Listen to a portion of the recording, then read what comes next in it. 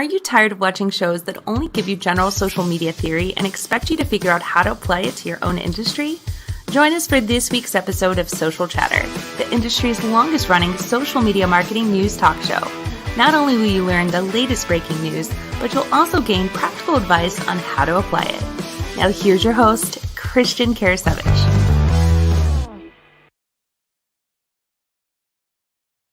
Welcome everyone to Social Chatter, your weekly social media marketing news talk show. This is episode 249. And wow, we're really getting up there. But 249. Today we're going to be joined by my co-host Jim Fuhs, and we're going to be also joined by our guest Brian Schulman from Voice Your Vibe. And I'm going to go ahead and bring on Jim. We've got a lot of topics we want to talk about, and then we're going to get to talking about building community with video. Because Brian has actually been really successful with that. But I'm going to go and bring on Jim, and we're going to get going. Jim, how you doing? Hey, doing great, and good to see you. And for those of you that aren't aware, Christian and I launched a podcast it's going on 3 weeks now, I think, called Launch Your Live, and episode 9 dropped overnight into the morning, and it's about 15 plus ways that you can improve your audio on your live stream. So check that out. It's on Apple, Spotify, Google. It's all over the place. So, but just if you look for Launch Your Live, you'll find it.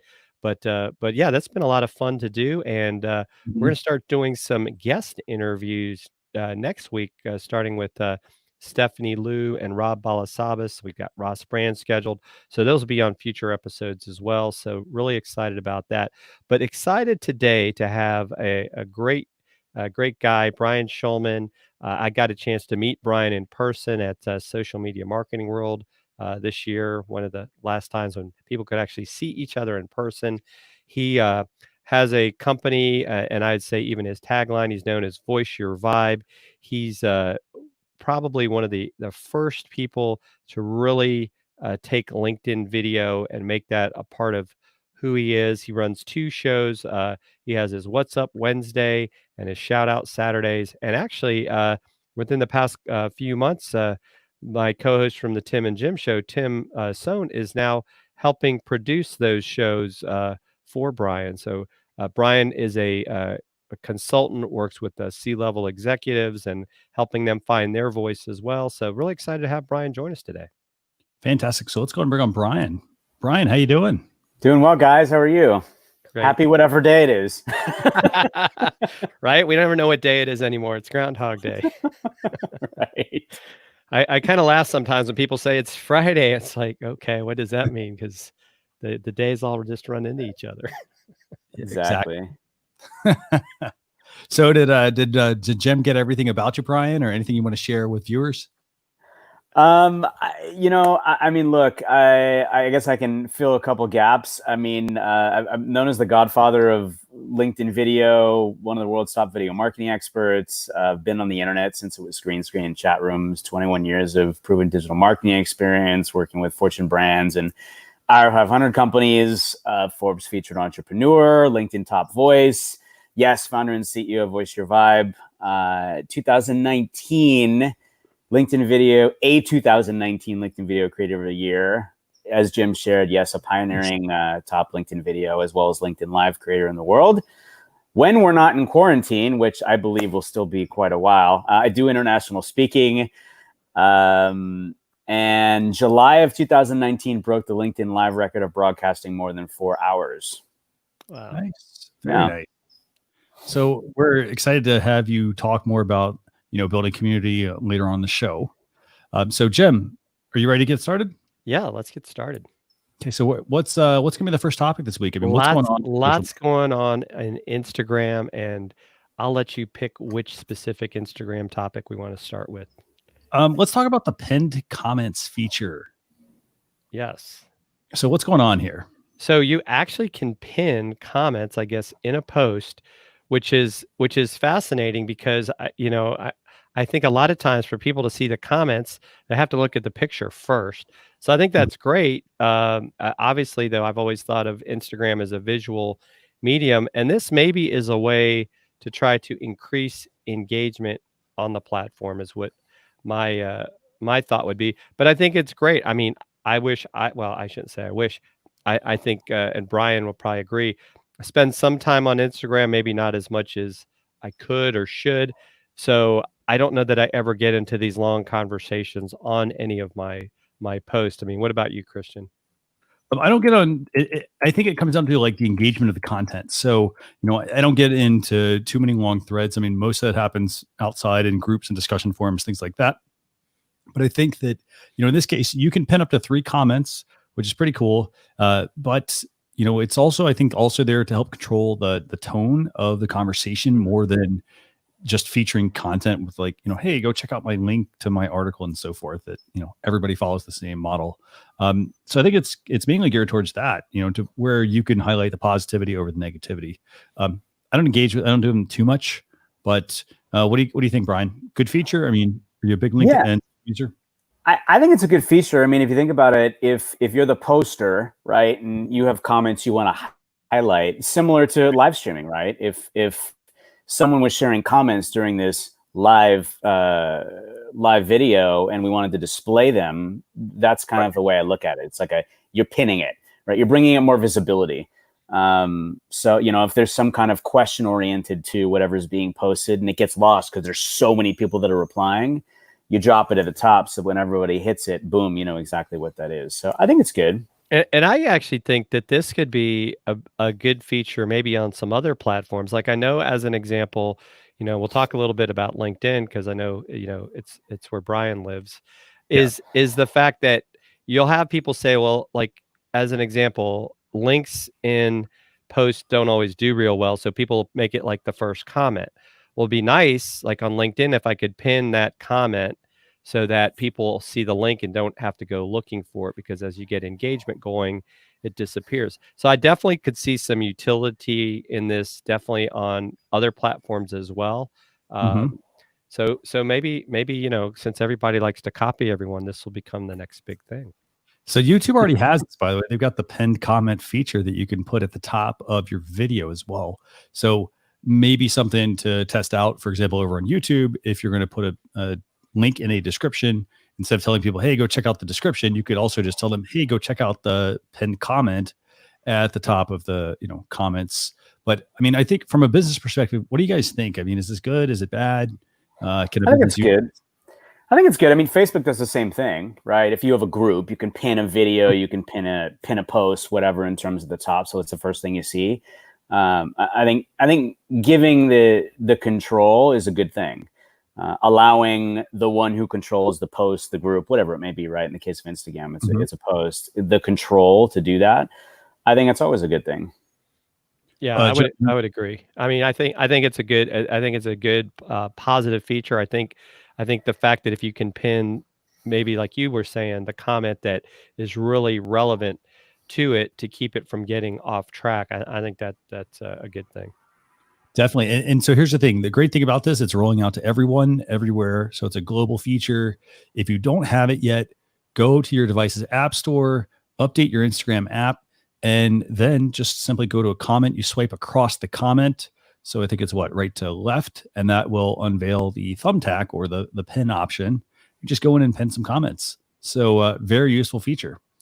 So Jim, what's next? Do you want to talk about the stories change, or do you want to talk about shopping?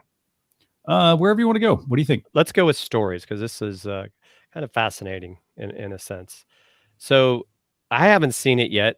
Thank goodness, I will say up front, but you're going to get a whole page on Instagram of stories. And so I'm not really sure what to think of it. If I saw that, I think I would just swipe out of Instagram personally, because I want to see the feed. I mean, maybe that's me, right? I'm more of a feed guy as opposed to a stories guy. I like having the stories at the top, similar to Facebook. I mean, what do you think, Brian? Do you think that, what does this really tell me? I mean, it makes me almost have to go look at their stories to see what's going on. Yeah, I mean, I think it's got benefits, right? If you're able to see multiple rows versus just individual, right? Usually it's just a scroll. I mean, it's good for the eye, right? You can go and just pick and pluck whichever you want, all in kind of one view versus, scrolling over per se. Maybe pinning stories would be a good thing, right? There we go. Pin your favorites.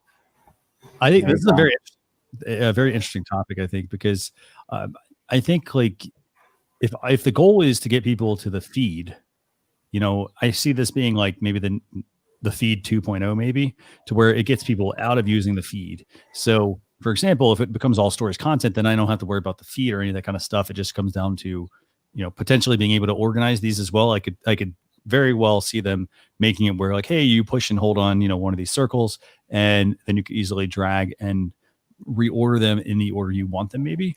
I think it also, though, introduces a lot of distractions. It is going to put, obviously, the responsibility on having a fantastic photo on your stories feature so that it does stand out. For example, like out of all of these, I think the red one stands out more than the one that's there's one that's like black with a little bit of outline, so having a really good photo makes sense. But I think this also introduces a lot of I think if I'm the person, like I'm seeing this, like you said, Jim, I'm going to go to something else. This, I think, it just introduces a lot of distraction. I like your thought, though. I think you bring up a really good point, though. Like if you could actually hold down reorder or just pick a couple that you want to see on a regular, like I think the all can be a big distraction. And to your point, yes, coloring from psychology, like in your eyes and where they go. Like I looked at the red, I looked at the green because it just pops out of everything else, right? So it would be important to make sure that you've got a picture that pops if it's going to be all. But I think that'd be a great additional function. And the other thing too, and I see Elena Salazar even makes the comments too about where would people see the normal post, because we got to remember stories disappear in 24 hours. Right. So is Instagram, and we're going to talk about shopping here in a little bit. You want people to shop, which is normally done in the feed, because I'm looking at your post with your stuff you want me to buy. Well, now how am I going to know where to go shopping if I've seen a bunch of stories? So it's interesting. I would hope it's something that you would have a choice to say, no, I don't want a full page of stories. I just want a row or two. I think I would just probably lose, interest even quicker with something like this. Yeah, but that's me. That's me, right? There's some people will love this. I mean, here's the thing. I on one hand, I look at this and I say, okay, everybody for the longest time wants a custom feed on their social media channels. They want to see just their content or content from their friends, basically, and so if I'm on Twitter list, great way to use that, but a lot of people don't use it. If I go to Instagram, if it's getting rid of the feed, for example, this gives them lots of possibilities. I think it puts the responsibility on making more connections with the people who are on Instagram versus just scrolling through your feed and seeing, well, hey, somebody posted this eye-catching photo. So it's very interesting. I mean, I like the fact that they're testing this. I think if I'm a business, I've already got so many other things I need to focus on. If I'm not a personal brand and I'm not my brand myself, then stories to me are not that useful in a sense. But if I'm like, if I'm, an influencer, for example, and I don't even like to use that word, but if I'm that kind of person, then like, yeah, I want to actually then be top of mind for people on stories. Anything else you want to add, Brian, before we move on? I mean, stories are valuable whether you're an individual or whether you're a brand. And everyone's a brand, right? Individual or company. It's visibility, right? Psychologically, if you see it pop up, you're seen and heard. If you don't, you're not. So I think there's value in that. I'll give you an example. Leucadiade was something that we helped organize for the city of Leucadia in San Diego, because Leucadia Main Street 101 had 3 months of runway before they were going to go under. They support all the local businesses socially in the city. And so what they did on their Instagram was they would post pictures of the bands, right, that were going to be performing, the sponsors, the beer sponsors, other companies, et cetera, highlighting different businesses. And while it's not, they're highlighting others versus themselves, right? But yet you still, from a branding perspective, know, it's okay, it's Leucadia Main Street 101, but these are the ones that are participating. So I think there's definite value. Again, you have to be seen and you have to be heard, and stories is a great way to do that. So good point. So Jem, where to? Let's go shopping with Instagram. Shopping with Instagram. Okay, before we start this, how many people actually buy anything off Instagram? I've been tempted. I've been tempted. I sometimes click on the little product shopping thing to see where it takes me, and when I see the price, I usually leave. And so I'm glad my wife doesn't use Instagram very much. She What likes about you? Pinterest as it is. Any shopping on Instagram? I have not, but I think it's a great feature. I mean, I think about all the times. I mean, our family does a lot of shopping online, and I think about all the times where, we see an image of someone that's got on these cool kicks or cool shorts or a cool shirt or whatever, and go, where can I find that, right? And the ability to be able to shop right from this, I think it's a great function.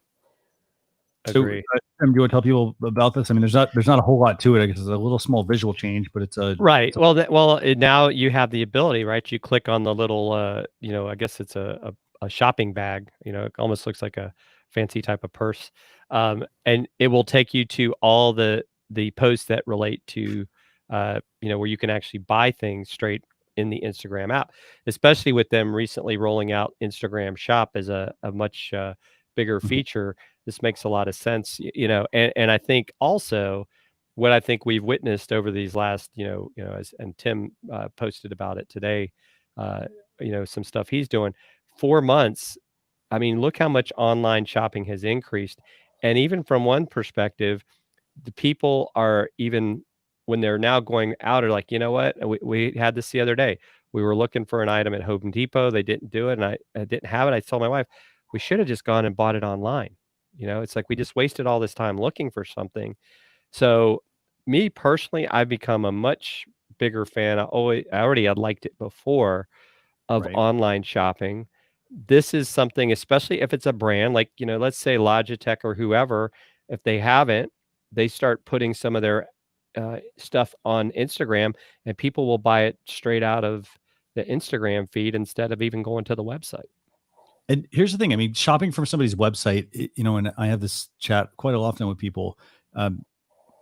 It's great to get people back to your website, but you don't need to worry about always getting them back to your website. If the checkout process, for example, and most of the time on e-commerce for most sites, it's terrible for a lot of people because, it's like, oh, well, I go to somebody's page and they're basically bolting on different tools to be able to have a shopping cart, and if somebody, has to jump through all those hoops on your website just to actually make that purchase, why don't you just make it easier on the customer? Because the easier it is on them, I think the more, and if you have good product, the more positive word of mouth you're going to get about that overall shopping experience. It doesn't matter, like, yeah, they bought it on Instagram, they bought it on Facebook, wherever. So, if your product is good, it's going to, maybe then you include a note or something in the package that says like, hey, thanks a lot for buying this. Would love it if you'd share it with us on social. Here's our channel. Take a picture with it, include this hashtag or something. That way you can then repurpose that content. What do you think, Brian? Look, at the end of the day, and I've been in e-commerce for over 20 years, the reality is you got to make it as easy as possible for the consumer to buy. And when I look at this, when I look at things like stories, or you think about things like Pinterest, right? You look, oh yeah, that's awesome. Where can I find that, right? And you have to take 2, 3, 4 steps to find out where to buy it and then go through a process to buy it. Mm-hmm. That's too much work for the consumer. So I love the fact that they've integrated shopping into this aspect of things, because it gets you shorter clicks for the consumer to actually buy what they want. And look, just like we are in stores, right? When you walk into a grocery store, you have end caps, which are impulsory buys, or you're walking down to get ready to go pay. If you're in TJ Maxx or something, like, you go in this nice long weaving maze they give you, and everything that you never would think about buying is right there, and it's all impulse, right? So it's the same kind of principle where it's great. Stick it in your face to say, hey, if you like this, you can buy it. No, hey, here's where you can buy it, and boom, here you go. Definitely. I like that example, by the way. That's a great example. Yes. So, okay. So I think we got all, is that all the Instagram news, I think, right, Jim? Yes, we're done with Instagram for today. So, but before we move off of that, though, going back to stories, because we were talking with Brian about this a little bit before we went on.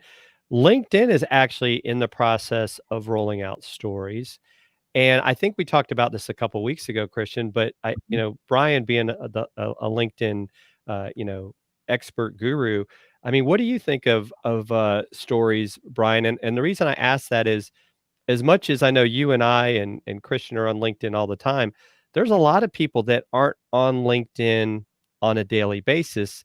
So what do you think of the aspect of stories coming to LinkedIn? Do you think it'll bring more people onto the platform, or do you think it'll just be the same group of us that creates all the time that's on it that'll enjoy it? Well, so it's a good point, right? So here, let me start it with some metrics, 'cause I think it's important to set the foundation. So there's about 675 million people on LinkedIn, from the founder to the funder to the chairman to the janitor and everybody in between, which, by the way, was up 15 million over the course of 3 months from November. About 250 million active users, and of that, about 1% that creates content. Now, that is skewed, obviously, with the pandemic. But I think the reality is, and to Jim's point, right, is a lot of people still look at LinkedIn as a digital resume and a place to look for a job. They're not looking at it as an engagement platform. So that's one step. Now you talk about features such as video, native, live, stories, right? I think for those people that are active, it's great. I mean, and so that you understand, right, it's the same kind of principle when you talk about LinkedIn stories, same kind of principle as you would on Instagram. It's testing this new content sharing format. Australia was the first country in Asia Pacific region to try out the new feature. So they're starting internationally. I know I have some friends, I believe, also in Singapore and others, Brazil, I think, as well. But, you know, the idea is that it makes it easier to stay connected to your community, right? Inform your audience, share your moments. And it's not, is the other thing that is really important, is LinkedIn is not just showing up in your suit, proverbial suit and suit speak. That's years ago. When video launched on LinkedIn, it broke the mold, and it was more human first with a heartbeat. So you have the ability to, you know, share this authentic way, and of who you are, right? That's the whole thing with videos. It's show up and share, you be you, because it's the relationships and it's the stories that you share, pun intended, I guess, that people relate to. And so I like the fact that you have I'm clamoring for stories. Like, I can't wait for it, because there's so many different use cases in which it can be applied. Same principle, 24 hours allows for private feedback. You can apply, you know, a lot of creativity to it, which I think is great as well. You know, so again, same thing, 20 seconds, you know, a video, or you can take a photo, you can upload from your mobile. In terms of your camera gallery, you can add stickers and text and mute for after audio recording. You can also message your first degree connections. You can see who has viewed your story. You can report a story, which is a feature. Reporting is a feature that LinkedIn has for different reasons. You can delete your stories. You can download your stories. You can do @ mentions, notifications, and then people and brands can also share your stories. So I think it's extremely valuable, and again, something you can apply in different ways depending on, you know, what you're using it for. And I like the point that you made earlier, which is just the fact for that, different reasons, you can delete your story. If people want to watch, you know, like if they're going to learn stories, for example, you know, you do need a strategy. I think that's the key thing this all comes back to. You have to have a good, solid strategy to be able to actually get use out of this, because, like, yeah, they can add as many features as they want. And if, you know, I mean, for lack of a better word, if you suck at doing, you know, one platform well, it's not going to work well just because they add stories to, like, LinkedIn, for example, or Instagram, or whatever tool you're going to use. Absolutely. You need a solid strategy. And, you know, and then that way also it helps actually alleviate a lot of the stress as well. I mean, if you struggle, well, hey, what do I post? For example, like, you're not thinking, hey, what do I do to serve my customers? You're thinking, oh my gosh, I got all this stuff to do. And so you really have to come up with a solid strategy. Yeah. No, so here's some thoughts just in terms of tips, right? Sure. So Yeah. maybe it's things that you do at work, right? And again, I mean, everybody's work environment for the most part is at home these days, but, you know, important initiatives and projects that you're working on, right? Show your current setup. I mean, this is a great one, especially because everybody's working at home, and people are doing this in terms of posting right now anyway, right?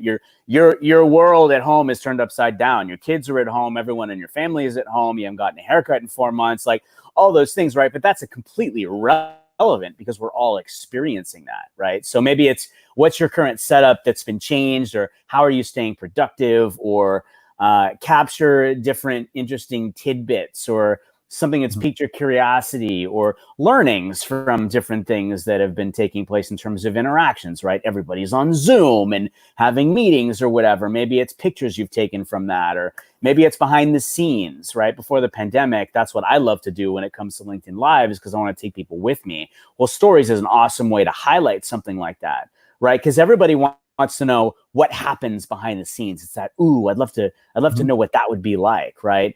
So in the case of Australia, because that's where it started, you can show that firsthand, or it's industry related news, or it's tips and hacks, or, like something that you're reading, you're watching, you're listening to, or again, interests that you have, culture around your teams, whatever it may be. I think at the end of the day that you have a lot of different ways that you can become creative. But to your point that you said, people look at that and go, God, that's just so much stuff. I don't know where to start. But you have to have a strategy. It's just like video. You don't want to just shotgun. You got to create a strategy and even create yourself kind of a content calendar. But know that you can create content from content you're already creating. Right? Mm-hmm. Take snapshots of videos that you make. Take snapshots of live that you do, right? You've got 20 seconds. I mean, you can repurpose the content, or micro contenting, as I call it, what you already have. You don't have to really think. You just have to say, okay, well, what do I want to add to this? What ad symbols, what tags, what people. Right. What you have to do, you have to take action. Exactly. That's right. So, Jim, anything you want to add on this as well? No, that's good stuff. Okay, so what's next? Well, let's just take a quick second to say goodbye to Facebook's attempt at TikTok. It was called Lasso.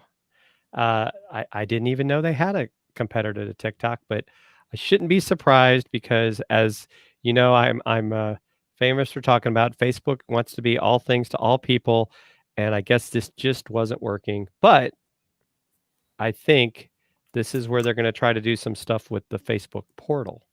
I've seen a couple of people talk about how maybe portal, in a sense, becomes Facebook's version of TikTok, because people can do their little dancing things on the portal, and then maybe upload it to Facebook Watch, and it'll have its own life.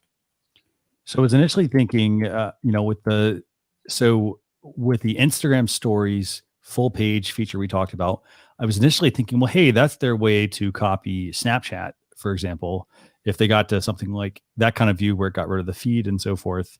But yeah, I mean, I am kind of surprised at this app. I mean, it didn't catch on. Is it that it was too advanced, for its time? Was it, that, hey, people are still on TikTok? I mean, I know TikTok, in a lot of places, a lot of places are starting to ban TikTok, and rightfully so, they should ban TikTok. But what's your take on this one, Brian? Good move. Glad Facebook's doing this. Are you a big TikTok user? So look, I mean, Lasso released in, I think it was November of 2018. When you think about lifespan, that's not that long in terms of time, right? But in these days, everything moves so fast that it can blow up. I mean, remember what happened to MySpace, right? Competitor comes along, boom, gone, no more MySpace, but it was huge. So I think, if you compare it to like a TikTok, and also this social aspect of it as a big play. I mean, Gary Vee was talking about TikTok early days. And when Gary Vee talks about something, people listen. And that's honestly a big reason why TikTok blew up as much as it did out of the chute, especially from people going from a LinkedIn to a TikTok for sure. But so, I mean, I guess I'm not surprised, right? I mean, the graveyard always gets bigger. You think about Google, and they've got a huge graveyard, but their whole thing is pumping out products and seeing if it sticks. If someone has a competing product, or they see something that's out there, they're going to create one, put it out, see what happens. If it grows, great, they'll keep it. If it doesn't, they'll put it in the graveyard. So it may be a similar scenario from a Facebook point of view, and saying, hey, let's try this thing out. This may work. And if it doesn't, it doesn't. But if it does, it's a win. I think what we might end up seeing here, and this is slowly starting to build, it's that, a lot of places are banning TikTok. And I think even though Facebook gets rid of this, for example, I think that you might see it come back. They talk about this Instagram Reels, which I was not aware of, but so that maybe that's their solution, because we got to remember, right? They're somewhat morphing their three things, WhatsApp, Instagram, and Facebook, into a lot of commonality, and even I think in a sense combined platform in some cases. So maybe that's maybe they're deciding to put it into Instagram, because I think even behavior, right? We were talking about with LinkedIn. You have some people that are on there every day. You have some people that might check it once a week, once a month. Mhm. But it's a very visual, young, active vibe on Instagram. Not so much with Facebook, right? People, it's just become a very noisy place. And if you post multiple times on Facebook, people will like unfriend you or ban you from their feed because they're tired of all the notifications. So the psychology of the platforms is interesting, and that might be where they found this just isn't working for the Facebook community. Yeah. But then you talk about TikTok, right? Which on the other side, I mean, it was 2016. It was created by, Chinese app developer ByteDance and, and Douyin, which was a rival to Musical.ly, and then launched initially only in China. And then the app was rebranded to TikTok for better appeal. And within a year, I mean, it had more than 100 million users. I mean, it blew up. Right. And yes, it's the issues of being banned. It's been banned in India, which is where the masses actually live from a TikTok point of view. Yeah. Do I think it's something that's going to be banned in the US? I don't know. I don't think so. I mean, there's a lot of hubbub and talk, right? I mean, anything's possible. We'll have to just wait and see. But I think it's interesting to see the wave of what's happening. And, initially starting as a huge platform for kids, right, to show up and all the challenges and the dancing and all those things. And then it kind of morphed a little bit. And then you had actors, actresses, singers, et cetera, start popping on. I mean, I remember when I saw Will Smith on there and others, and they realized that this is an audience that they weren't capturing. And if they weren't showing up here, because this is where they are, right? I always say, go where the people are. So right. if you're trying, and people would literally be like, "Who's Will Smith?" Right? I mean, I grew up with Will Smith, right? But the kids today, they don't know who these people are. So it's a way for them to capture audience attention, mind share, and a tribe that they otherwise didn't have the attention of. So capture it while you can, right? Yeah. Capture it while you can, and then if things shift, okay, they shift, but at least. Boom, you've got an audience that now knows who you are, at least if it's just a quick blip on the radar in time. For sure. So, Jem, any other topics we have for today, or? Yeah, the last topic is talking about Snapchat's AR feature, which is going to let you try shoes on using augmented reality. And this is something that is going to continue to grow. I think even more so with a lot of things that are going on. If you don't follow her, I recommend following Kathy Hackle. She's definitely keeping up with a lot of things that are going on in the world of VR and AR, and it's fascinating. I mean, the fact that you could potentially be doing virtual events in the future wearing, some. I guess what the Facebook and Google both have their different things, the Oculus, and have that kind of virtual interaction. It may seem silly to some, but you may find that it's definitely where the future is headed. For sure. What do you guys think about this? I mean, here's the thing. I understand trying on, and if it can, like, for example, say it's sunglasses. I want to try on sunglasses. I can do Warby Parker, things like that, and get an idea of like the shape of the sunglasses or the glasses on my face. Hats also kind of makes sense as well. T-shirts, any of that kind of stuff. But what about like shoes? Okay, so like they're gonna let you try on some shoes virtually. What do you guys think? Is this good? I mean, like usually you need to try on different brands of shoes because they all fit differently. Any thoughts? I mean, I think it's kind of cool. You think about, I remember the perspective of like cars, right? And when it came to rims, and this was years ago, where you could literally apply the rim to you take picture of your car, you upload it, and then you can apply the rims to your car. I want to know what it looks like, right? Right. Same kind of principle. I mean, I think you'd have to, and I don't know the intricacies of how, right, this works, right? It's like, okay, what size shoe do you wear? What size is your foot? And then it matches the size to your foot, because obviously that's an important factor. I don't want to have, I have small feet. I don't want to have a size 11 show up on my foot, which I won't be able to understand the proximity of that, right? And what does that look like? Is it me taking a picture of myself standing frontward, sideways, backward, and then it applies the shoe to it? Again, I'm not sure. I actually think that actually is what they might end up doing, because you can do it with clothes. Like there are apps where you can, Right. launch you can, for example, get custom made shirts, and it basically has you make a video, all the way around, and then they use that to give you a precise fit on a shirt. I mean, I guess they could do that with the shoe, Yeah, based could. on. I think it's cool. I think it's cool. I mean, I think it'll work. Again, at the end of the day, we're visual by nature as human beings. And I think think about it. Why do we go to the store to try on a shoe? Well, one, we want to make sure it fits, it's comfortable, and it looks good. Right. Yep. So you can't do anything about the fits and is comfortable part. That's the only aspect. But how does it look? Yeah. And if it's a brand that how that shoe fits you. But if it's not, if it's new, I'd be curious to see what kind of return rate takes place based on that, just because of those other two factors initially that I talked about that you can't control.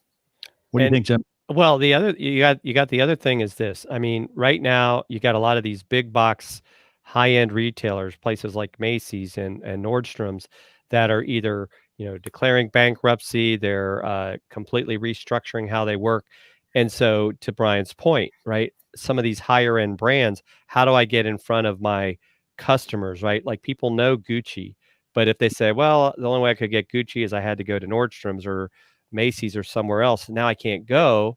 How am I going to get it? Well, hey, check these shoes out right here using this app. And just like when you buy stuff on Amazon, that people are going to be able to return it if it doesn't fit. But the fact is, with AR, you can it could sit there and figure out exactly what your foot size is. I mean, it's got that capability. I mean, you've got laser, pointers and everything else. And as long as you measure everything right, it'll know, okay, Brian, you're a size, 9 or 8 or whatever. And it'll send you those shoes. And then if you don't like the way they feel, you're like, I need something a little bigger, or it just didn't like the way it felt. So I think it's definitely, it goes back to, right? We were talking about this earlier with shopping. This kind of goes back to e-commerce is going to continue to rise. For companies to stay relevant, they're going to have to offer the ability for people to buy online, because I think, even like I think we said a couple of weeks ago, I feel like malls are in danger. In the next 5-10 years, you're going to see a lot fewer shopping malls. Definitely everything's going to be try on, or, probably everything's going to be a showroom, I think. Yes. So, I mean, here's the thing. I love the idea of this. I mean, even if so if I'm not sure if this shoe is the right thing, there is the social proof tie-in as well. So I could there's going to be some sort of like, hey, I can try this on and I can share it with my friends, or I can tag my friends, or however that needs to happen. I like the idea. I definitely do. I hope that companies like Zappos, Macy's, any kind of like Nike, for example, like I hope all these companies are, jumping on the AR bandwagon, because it makes a lot of sense. I mean, it reduces, like if they want to easily, for example, if they want to do market research, they don't have to go out and survey people. They can easily just say like, hey, what do you guys think of these new kicks, for example, or this new design, and have people try it on. And that also would help them significantly, I think, with their marketing, because you don't have to worry about the supply and demand aspect. It lets people try them on virtually, share them out on their channels and tap into their audience. And like, if they get, enough love from their followers or their friends and connections, I think that will then further encourage them to make that purchase immediately. And obviously, as we talked about this week on this show, we want to make sure shopping is very seamless directly through the platform. Yeah, I think the other thing is, remember the times that we're in, right? If companies aren't adapting, you're going to disappear. Nordstrom closed 16 stores in the middle of this pandemic. And I know that because both my wife and my daughter work there, and their store got closed. So you have to adapt, right? And I think when you think about technology, something like this is it allows the consumer to become more attached, right? Because when we go to a store, we want to feel it, we want to touch it, we want to smell it in some cases, right? Depending on what it is, right? All those things apply. So how do you do that, right, in a world of pandemic, so that you're staying alive, right? Your business is thriving, not just surviving. So The more technologically that you're able to enhance that, right? I mean, think about what was it, Mirror, that just got bought by oh my god, I thought it Lululemon, yeah. right? Yeah, Lululemon, I think it was right. Which can be used in so many different ways, right? But and I have friends who created technology of this, like in dressing room, total digitized, right? Where it'll you put all these things into it and it gives it back to you, and same kind of principle. The more technology evolves during the time that we're in to help make it easier for consumers to buy, the better, right? So I think it's all good. Yeah, I mean, even when you look at like companies like that have risen, like Carvana, right? You buy a car online basically, and then you go pick it up, and now they'll even bring it to your door. But and I think there's actually some ways to, in a sense, through virtual reality, to even test drive some of these vehicles now. Um, I can't remember if it might have been Porsche or something where like you feel like maybe you're in the car. But I think they're maybe doing that with some of the VR devices. So I think these are definitely things, because I think, yeah, sure, I'd love to go out sometimes and I want to touch that thing before I buy it. And to your point about showrooms, Christian, but if I can get maybe that 80% feel good, I'll go ahead and take that chance if I know I can easily return it. So I think, Right. That's the do. kicker, right? Yeah. The easier you make it for people to be able to on the return side and then give them the experience, if you can get them 80% of the way there and then give them that level of comfort that they have a window, right? Depending on whatever the device is, to be able to take it back, right? It less risk, more comfortable. And I will say that Tesla Cybertruck, like, I think is a good example of this. Because like, okay, you can kind of see it, like obviously it's very different and they have very low down payment on it and you can cancel it because obviously they will have the demand, so this is pretty cool. I mean, I'm excited. I mean, I'm glad Snapchat's doing something. I was going to say who's still using Snapchat, but I love, here's the thing. I love all the technology that Snap has been building or trying to build in, regardless of the platform. I mean, they've done some pretty, I think, groundbreaking things that are different from most of the other platforms. So okay. So that's the main social media news that we have for you all this week. Jim, I know we got a question for Brian, right? Like, so you want to introduce that? Yeah. So Brian, how have you used live video to build a community? Because you've been doing this for quite a while and you've definitely grown quite a following, quite a, if you want to call it a fan club, you've definitely got your champions. How did you do that? And how can maybe other people think about doing that? Yeah, I mean, look, video is it's again, I bring it back to where we are because its relevance is important. The times that we're in, you can't go and get together with your friends and your bros and your sisters and your tribe wherever they are because we're in the middle of a pandemic. So how do you stay present and build your tribe, your community? Bring people together? Video is an incredible way to do that. Now, these numbers are skewed, I think, today because, again, the world that we've lived in over the last handful of months. But just from a statistical perspective, because I think it helps people understand, over 80% of content consumed online is through video. So again, let's think pre-pandemic. Video helps you build brand awareness. 90% of people use video to make product and service purchasing decisions. Social videos generate 12x the shares of text and image combined. There should be no doubt, right, in terms of, okay, well, yeah, video. We'll put one more nail on the head. HubSpot did a study that said 54% of consumers want to see more video content from brands and businesses that they support. And they predicted that video would account for 70% of all mobile traffic by next year. So regardless of the platform, right, you need to be seen and you need to be heard. LinkedIn is a place where anyone and everyone you ever want to do business with, they're there. So showing up is really important. And any platform, right? Whatever it is, we've talked about so many of them, right? Whether it's Instagram, TikTok, LinkedIn, Twitter, Facebook, Snapchat, whatever they are, YouTube, right? These companies build the digital playground and we as the kindergartners decide to show up and play. You have to make a choice to show up, right? The most important thing is showing up. And so showing up through whether it's native, what I call native is known as native video, is pre-recorded. You pre-record and you post. Live is live. It's live in the moment, right? So, and both of them provide you with the ability to engage, right? It's all about engagement. So when we talk about something specifically like a LinkedIn, it's all about the people. It's all about engagement, and you want to engage with people. So if you're engaging with people in the comments, if you're engaging people by creating a video that's pre-recorded, right? Call to action. Video, the only thing missing, guys, is you can't physically touch the person. You can't smell a person. Right. Although I'd be surprised if somebody didn't create smell-o-vision over the last 4 months. But but the reality is, like, you can touch people with your heart, right? Mm-hmm. So by showing up and doing that, you have an incredible opportunity to build your tribe. So some tips. Okay, so we'll talk about native pre-recorded, and then I'll share some stuff just around the live stuff because they're two different dynamics. But yeah. So before we get to that though, can we briefly touch on, like, okay, so if somebody, like, a lot of people think like, hey, I'm just going to start my camera and I'm just going to start going live. Like, do you have any, like, maybe we start at the base, like what should somebody do or not be doing? If they don't have that base.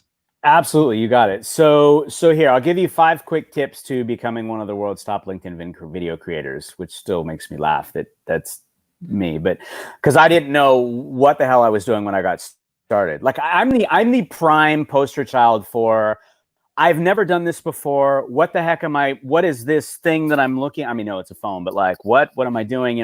I didn't know how to do anything. I didn't even know there were apps that existed. So, okay. I want you to know that. So tip 1 is show up and be human.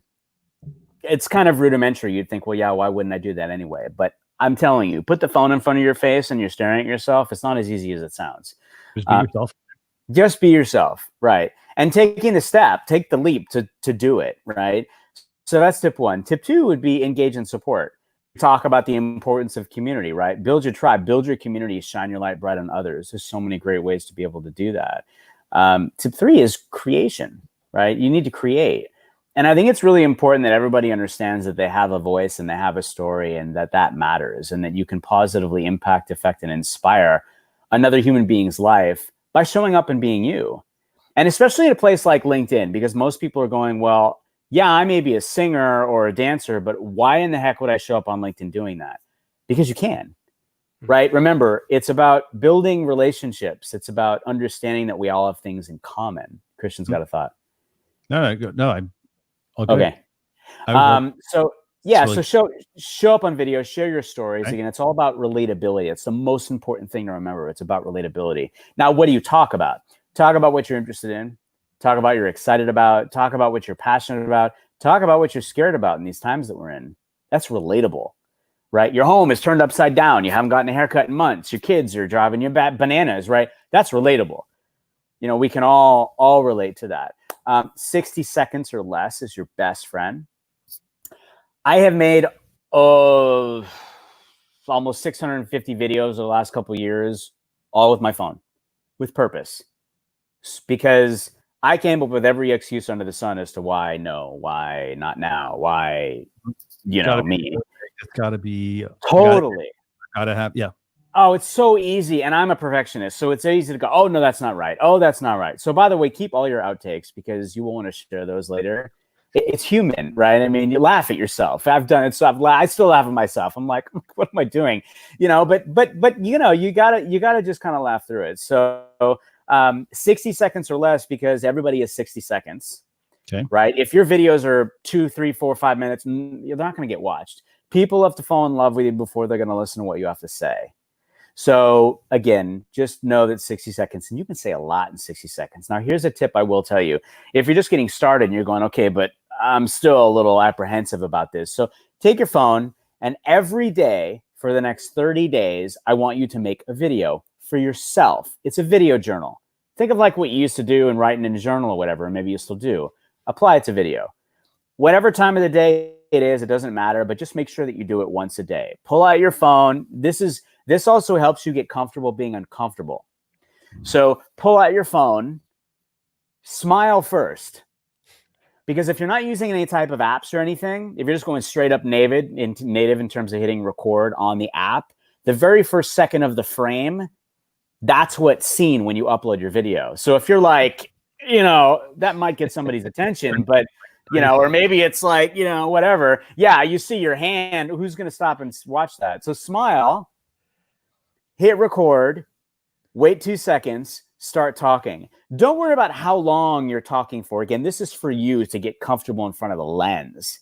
However you're feeling, mad, glad, happy, sad, this is just so you can get used to talking to yourself, right? And if you're uncomfortable looking at yourself, which most people are, I was for so long, a couple quick things. Flip your phone over this way. This is where your tribe is, right here. So I want to give you an example. I'm looking at the guys on the screen right now. Now I'm looking at you, the audience. I'm connecting directly with you, right? So look at the lens.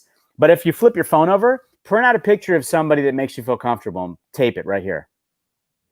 Good idea. It's like you're just having a conversation with your best friend, your wife, nice. your dog, whatever. But do that video journal. Do it every day for 30 days. Keep it for you. However you're feeling, this is really important because you're going to have days where you're like, I can't do this. Get on camera and tell yourself, I can't do this. And here's why. It's going to happen again. You'll go back to that video and remember you said, I can't do this. And you're 4 videos after that, which means you can do it again.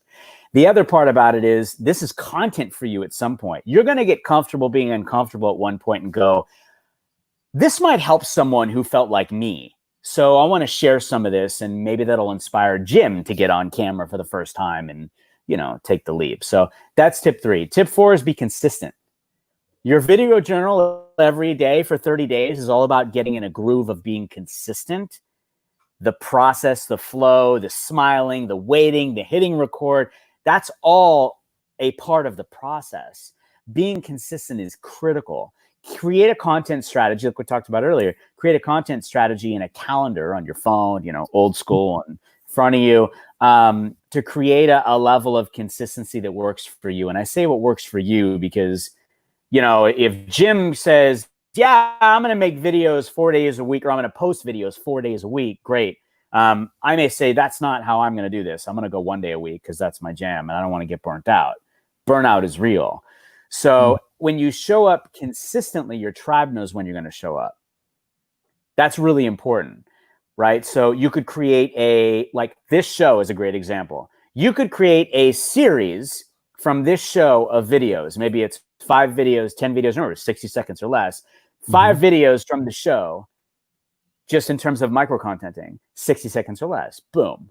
Right. So it's a great way to create that series, brand it and coloring because you want to make sure people know, oh, it's from this series. Right. And then tip 5 is collaborate. That's what we're doing right now. Right. Incredible things happen when we come together. So I think the things to remember and kind of in wrap. So 1 is show up and be human. Tip 2 is engage and support. Tip 3 is create. Tip 4 is be consistent. Tip 5 is collaborate. But Simon Sinek said it really well. He said, people don't buy what you do, they buy why you do it. I want you to think before you start about what your why is. Right. Don't show up on LinkedIn to do business, any platform really, right? I mean, your why needs to be from here. It's got to be greater than just, the thing that this platform says it is. So have your why. The other thing I want to point out too, just in terms of creation is we all have our own vibes, right? You like biking, you like hiking, you like making videos, you love being with people, you play the piano like our friend Tim does. Whatever it may be, those are all part of you. They're part of your vibes, right? Your vibes are your layers, your pillars of content. Those are the lanes you can run down. That's what I was saying. Don't shotgun. 5 is a good number. Pick 5 vibes, and those are the lanes you can run down anytime you want. But it gives you a place to stand in, right? So that you're not just like, oh my God, I can talk about anything.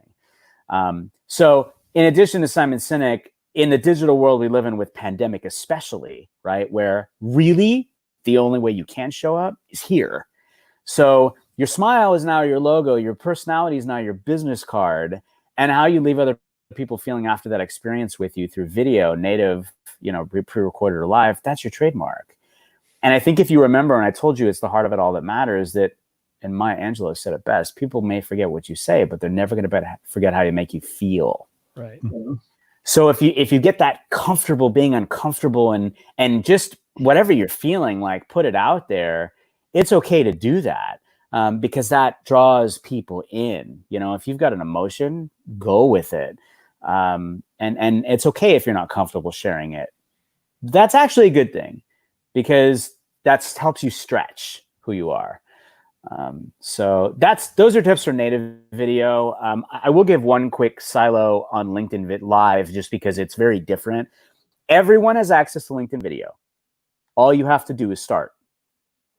With LinkedIn Live, it's a very different story. LinkedIn Live has been in pilot for over a year. There's about 300 to 350 of us that are approved broadcasters across 675 million people on the platform. So it's not available to all members or all pages. If you want to request access to become a live broadcaster, it's a pretty lengthy form. I will give it to you guys. Or where is this actually right now? Are we live on Facebook? We're on YouTube. We also have a blog post recap. Okay, cool. I'll give you this stuff so that you have it after. Yeah, for sure. Yeah, so that way people know what the links are. But I'll give you the link for that. The one other thing that is really important with LinkedIn Live is this. Don't be discouraged if your application is denied. Most people's applications get denied. It doesn't matter who you are. So if you do get denied, I want to give you a couple quick tips that will help you to get approved, because it's important. Showing up is really important. Like we're doing now. We're on a bunch of different platforms. And if you wanted to get approval on LinkedIn Live, well, tip one is go live on other platforms. So you guys, are we live on LinkedIn? We are, yes. Okay, awesome. But let's say we weren't. If we weren't live on LinkedIn, I would say show up on all the other platforms. Show up on YouTube, Facebook, Instagram Live, whatever it may be. Make them public so that they're accessible. Tip two would be create native videos on LinkedIn. Now, we already talked about earlier how you can repurpose the content that you have from your broadcast. Take that and snip it into 60 seconds. Post that, for example, on LinkedIn as videos and say, hey guys, it's episode 275. Sorry you weren't able to see us on LinkedIn Live. We don't have access just yet, but you can catch us on A, B, C, D, and E platform, right? Let them know, hey, we're live on other platforms. But it allows you to accomplish tip two by doing tip one. Engage on other live streams, right? There's about 350 of us and growing broadcasters. Engage with other people's live streams, other hosts on LinkedIn. It grows your tribe. You'll better understand the feature. Everyone does it differently, but you also meet so many people, right? You'll start to build relationships too with those hosts when you show up. Next thing you know, and reach out, ask them to be a guest on their show, right? If you can't be a host, be a guest, because in addition to showing up in the comments, which LinkedIn pays attention to, if you're on shows, well, that helps LinkedIn actually get to know you, your personality, what you talk about, how you vibe, like all that kind of stuff, right? So definitely do that. And then the last one is just don't be discouraged, right? Take those steps 1, 2, and 3. Reapply if you don't get approved. If you wind up getting an email right away after you apply, that's an auto email, and it's pretty generic, don't be discouraged. Just know that it's a step in their process. They can't get back to everybody. Right. It's just impossible. So when you reapply, as you're taking these steps, transition that that form that you're filling out, adapt it, right? Now talk about, hey, we have multiple shows, or we've had multiple guests, or we've talked about multiple topics, right? Maybe you've broadened out across platforms. Mention that too. All that stuff is important. And I mean, because I have friends who literally applied 10 times and they still haven't gotten approval yet. Take these steps. It will really help you. And then continue to engage and support as many as you can. It's really important. It's all about the people. Definitely. So absolutely great points, on building community, whether you're small or whether you already have an existing community. Love all the tips. We're going to make sure we put that in the blog post recap. Jim, do we have time for a tool or two this week? Yeah, let's go for it. Okay, where do you want to go? Let's go to, is it Soundwhale? Thought that was fascinating. Tell people, what in the world is Soundwhale? So Soundwhale, when you bring it up, is a tool that allows us to manage our audio and using our computers. Pretty cool. I've not checked it out in depth, but I definitely could see some advantages to using something like this, because people are always struggling with the audio on their video, and some of it is just getting the right tools to make your audio sound better, because this will let you take uncompressed video and edit that, which I think is important. Yeah, I mean, here's the thing. So the one thing this tool does is it limits the need to be emailing files back and forth, putting them in the cloud, for example, and then having somebody have to download that information, work on it, and then put it back and whatnot. So works for audio, helps you for video as well. So if you want to sync up some videos, great thing to do. You can also collaborate together within this one platform. Brian, have you had a chance to use Soundwhale at all, or do you use something similar?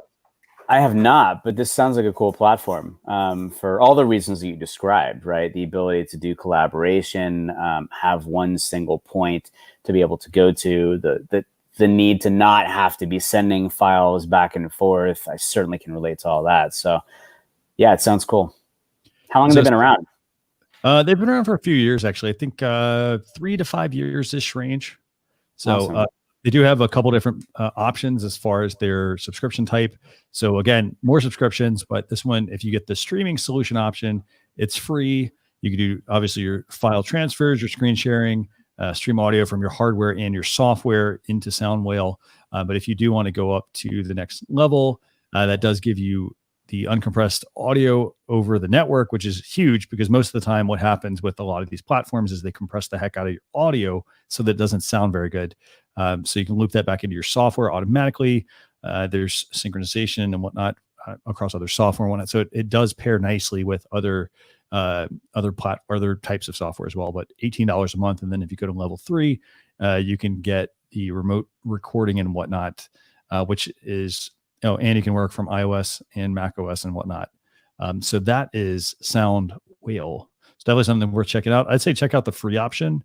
If I was going to use this, Jem, what's the second tool? Pathable, which is a very robust event planning tool, because not only can you use it on, it has an app as well. I actually worked with a company where we did a virtual lunch and learn through Pathable. We were able to use StreamYard. You can use Zoom. But one of the nice things is it's like it gives you that gateway to the people coming to your event. You know who's there. It allows for them to be chatting within it. This is, I know people are using things like Hoova and some other stuff, but if you're really looking for something that's more robust, this is definitely something for event planners that they want to check into. Trying to see if I might have a way to get a look at this through one of the companies I work with, because this is the sort of thing that's important for events today. Definitely. And I will say, Jem, we talked about this before, is not a cheap product. Obviously, Microsoft, SAP, TechCrunch, Yahoo, and so forth, they're using it. They also obviously have bigger, deeper pockets to be able to do this. But this starts at $8,500 for a small event, which, it's actually not that bad if you think about it, because you are getting the platform. That's really the main thing. It's not the fact that it's not about you necessarily. It's about so you can put your time and energy into building a really good virtual event, and so that $8,500 it's going to help you with the hardware, but also obviously making sure, you have it's all based on attendees. And, a lot of people, they take the shortcut and try to use Zoom and whatnot for a lot of this, and Zoom works, to a certain degree, but this is where you take that next step up, and it's a pretty big jump. But what do you think, Brian? Yeah, I haven't used a platform before, obviously from a branding perspective and solid state of the platform. When you talk about the companies that you just did, it's good. Haven't had a chance to dig into it or been a part of using the platform, but it sounds great. So we're going to put all of the information that we have from this week's show, obviously all the topics, the Instagram pinned comments, Instagram shopping tab, the full page Instagram stories, but especially we want to make sure we put Brian's tips that he shared. I think they've been just fantastic tips to help you if you've been struggling tapping into video. Right now, if you're at home, for example, now is a great time to be practicing and learning a skill. I learned from so many people that are, they're doing things like, hey, I learned how to make breads, starter for my own bread, or I learned how to make cookies or things like that. And it's actually really amazing seeing that, learning about their journey and then seeing how they are actually growing that. So So Brian, if people want to get in touch with you, what's the best place for them to do that? Yeah, absolutely. So obviously, you can find me on LinkedIn. Please send me a personalized invite. Let me know that this is where you saw me. Put that in the message, because I get thousands of invites literally, and a lot of them don't have messages at all. So would love to connect with you. I do want to actually leave your tribe with two things. So Sure. One is a free LinkedIn Jumpstart Masterclass. It's 15 free lessons. Actually, our good friend Rob Balasabas and I created that last year.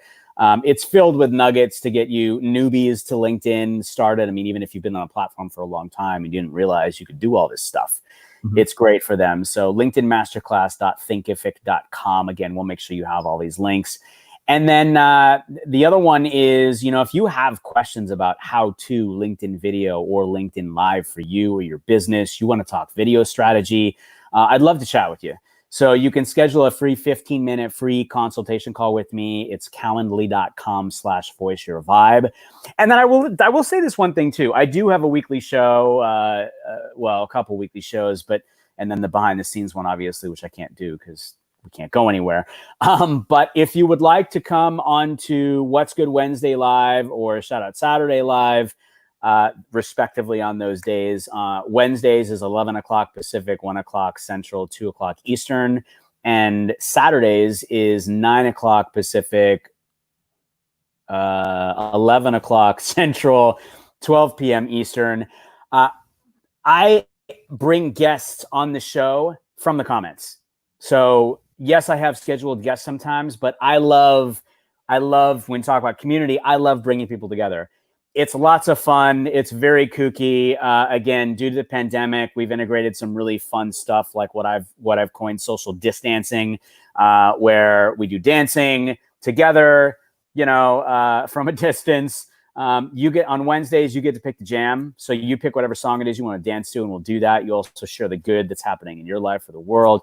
Shout Out Saturday is giving gratitude to those people in your life that you're grateful and thankful for, and maybe have inspired you. We do social distancing there too, but it'll help you get comfortable being on screen too.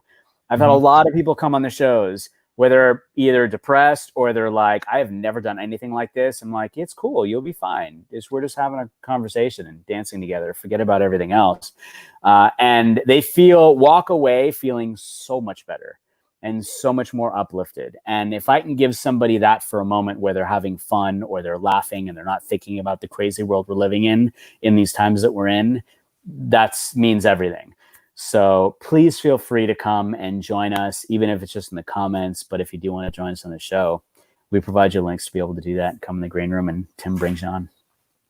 Fantastic. Jim, anything else you want to add? No, great stuff. Great to have you here, Brian. Glad you could join us, and love what you guys did last week. I can't pronounce the city, but with what you guys did to help those small businesses out there in California.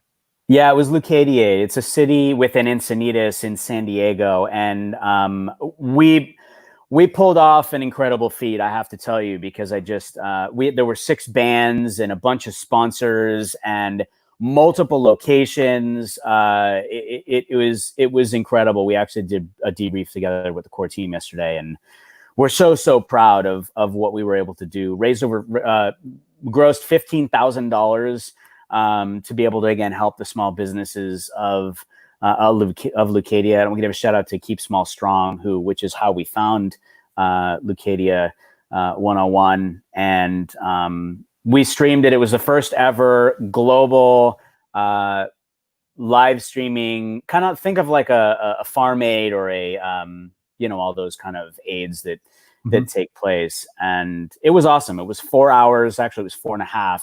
It wasn't 4.5 on LinkedIn because it cuts off at 4 hours. But I'll give you a link too. So if anybody wants to check it out, they can. The bands were amazing, and it was just such a great time and for such a good cause. So fantastic. So we're going to make sure to put all your information in the blog post recap, all the tips that Brian shared at socialchefs.com/SC249. Don't forget, we've got the Alexa Flash Briefing, the podcast as well. In addition to that, we're going to be joined next Thursday by Yafet Cohen. She's going to be joining us at 11 a.m. Eastern Standard Time on socialchefs.com. On facebook.com/socialchefs and youtube.com/socialchefs. Jim, if you want to get in touch with you, what's the best way for them to do that as well? You can follow me on LinkedIn, just Jim Fuhs. I'm also on Twitter. My handle's here next to my name on the screen. Those are probably the two best places. And of course, follow us on Launch Your Live, and we're also subscribed to our podcast. So I want to thank everybody for tuning in this week. We will see you all next Thursday. Thanks a lot for watching. Thanks, Bye. guys.